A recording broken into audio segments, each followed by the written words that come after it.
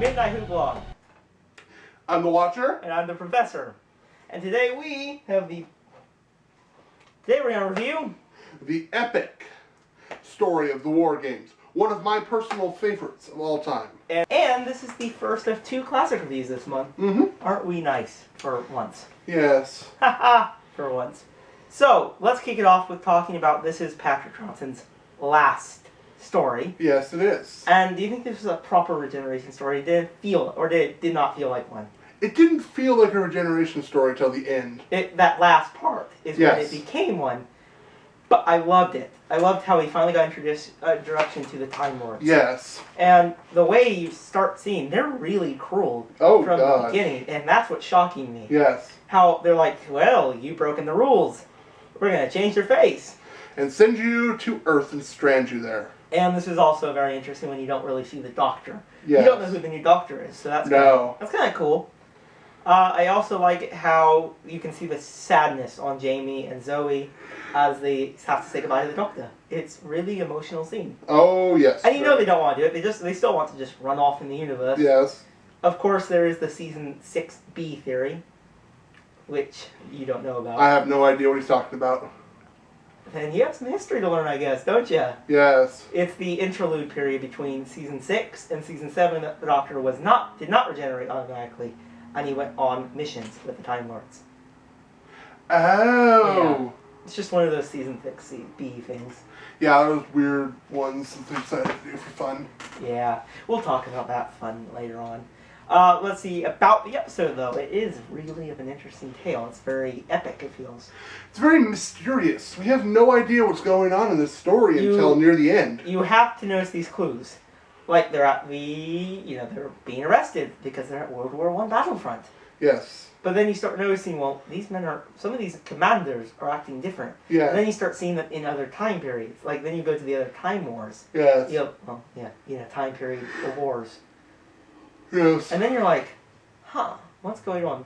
I love the battle with the horses. Where they're just chasing the Doctor down. Yes. But I like how they soon discover, that zone, yes. World War II zone, Civil War zone. And those glasses that they have to wear to disguise themselves. I mean, talk about futuristic looking. How about the glasses that controlled men? Yeah, those were awesome. There's nothing wrong here. Go on your way. And then the monocle that does the same. That's when you start noticing, well, there's something going on in this. More grand than we know about. Yes. And I think that's what made this episode really good. That's what made this episode good. And it was just action-packed. I mean, the Doctor was always on the run from somebody. Yes. Because... Well, you're going from different wars. And all of them considered him a traitor. All of them considered him. The biggest thing that I found interesting, how he had these small merry men. Yes. He gained the allies. Yes. What I found interesting is when they went to those zones and you just have a little fog. Yes. And that was brilliant. It's just you see how they boom and they go through it, which I love. One thing I do like is how when the Doctor gets into the base, how they have that little thing that erases the person there. Yes. And the Doctor poses in as one of the students. Yes. I love it. Then when the big bad comes, he's like, "We're looking for these," and the Doctor's like, "Oh boy." I have no idea what you're talking about. But then, and then when the companion gets stopped, the girl, I don't remember. Zoe? Yes, Yeah. Zoe. Yes. You'll notice in these videos I am bad with the companions' names. Yes, which means I guess it's time for a companion video for you. Yeah, might actually be a good option. But Zoe gets captured, and the Doctor's like... He has to figure out how to stop him, and that's where he learns about the machine. And also when the one of the bad guys was like, "There's a alert out for you. We're supposed to be finding you." Yeah. And the Doctor's like, "That was for the girl. I'm fine." I just think, to me, the thing that makes this episode is Patrick Troughton. Yes. He gives it his all. You can tell, though, that the show is wearing him a bit thin, I really feel. But he is giving his best, and this stamps him as a very good Doctor, and I think it makes me wonder, is this my favorite classic story? It's one of my favorites. I don't think it's my best. There's some pretty good Fourth Doctor ones out there. And there's at least a few, there's one Fifth Doctor story that I like, so... Seventh Doctor, yeah. There's there's going to be those episodes, so it's hard to rank them. Yes, but this is definitely my favorite Second The Doctor. biggest thing about this episode that I think makes it good is it gives scope. If you think about black and white Doctor Who, it always seems very limited in the sets. Yes. It's like we have a base under siege, so we get to use the same set for the whole episode. This episode, they have all these sets they have to use for that many parts. I mean, there's all the different Time Wars. There's many different areas with the chairs and the... There's the futuristic building. I remember that pattern room. That was trippy. Yes. That was like, whoa. Yes. First time I watched it, I was like, whoa. I felt like I was getting... Crazy there. The biggest thing, though, is it's sad that Jamie and Zoe had to lose all the adventures they shared. Yeah. Except the one. Now, of course, yes, there is expanded material that kind of maybe retroacted that. Yes, but we're not going that deep. not today. Not that time. But I think Jamie is definitely a good companion. Oh, and you yes. can tell, I think he could have lasted so very long. And Zoe was excellent in this one, too. Mm-hmm. And, you know, we got more Zoe stories than any other of the Doctor companions, more or less, because of the missing. Which is still a shame. I wish everyone was found. Power of the Daleks, Evil. Yes, all of them. To Marco me- Polo. Now, let's sum up this episode. Great. It's grand. Majestic. It has a magic to it. It does. This is actually the first episode that made me love black and white Doctor Who. Yes, me too. It is just black and white Who is a bit hard in this color world we live in. Yes. But you got these gems. And that's what I Yes. love about it. Now, to me, it's sad that this is his last story, but just everything about it is just... Perfect. And Honestly, I don't know if they could have done anything better. to me, though, I love how they mixed a bit humor in the Doctor Yes. final. His final moment, he's not taking it down. He's going to be... Well, he's too fat. He's too, he's... Yes. Like he's not right, and it's just great. Mhm. Yes. And you can tell the Doctor is scared to some of Yes. the Time Lords, and it's interesting to see the Doctor scared. So this episode is good. Great. So what would you rate it out of 10? I'm giving it a full-blown 10. I agree. It's just one of those Doctor Who stories that a lot of people say I only can watch maybe 2 episodes of Night Classic, even 1. Yes. This one, it's basically like the 13 episodes of binge watching on Netflix. Yes. You just can't stop those 10 episodes.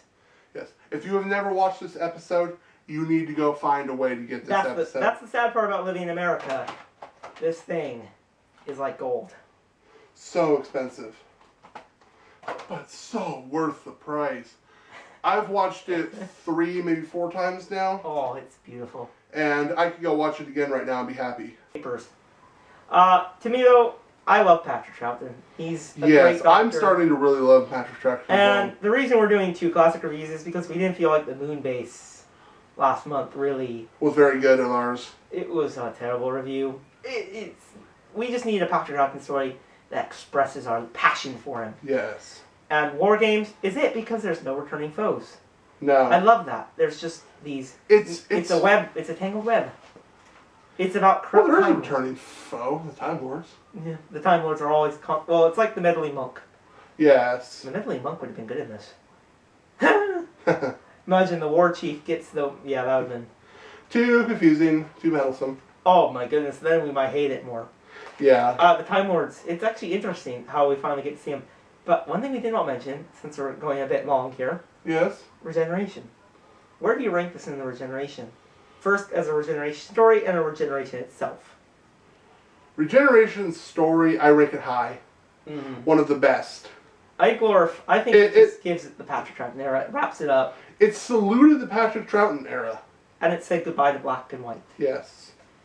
But as a regeneration, it's a bit... It's middle. It's a bit middle. It's better...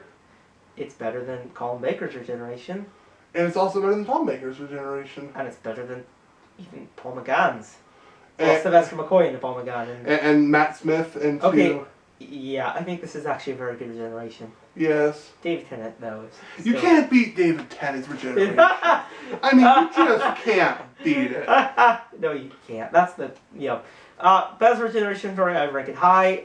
I do love it, though. It's actually one of my favorite regenerations. It basically goes...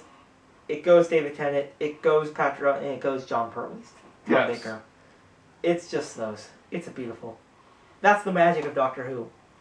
Yes. But then again, there's one regeneration you can go see. The Next Planet, which is the... First Doctor. Now the... Don't forget to like, comment, subscribe, and please, we'll see you this Thursday with another video. Yes. I don't know what it is, and then of course we got another video, another classic review next week. Yep. And expect Batman v Superman A review. We're going to see it premiere night. on the 24th, and expect it the next Thursday. Yes. And it is going to be. I have high hopes for it.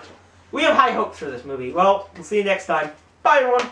This is The Watcher signing off. Have a fantastic day.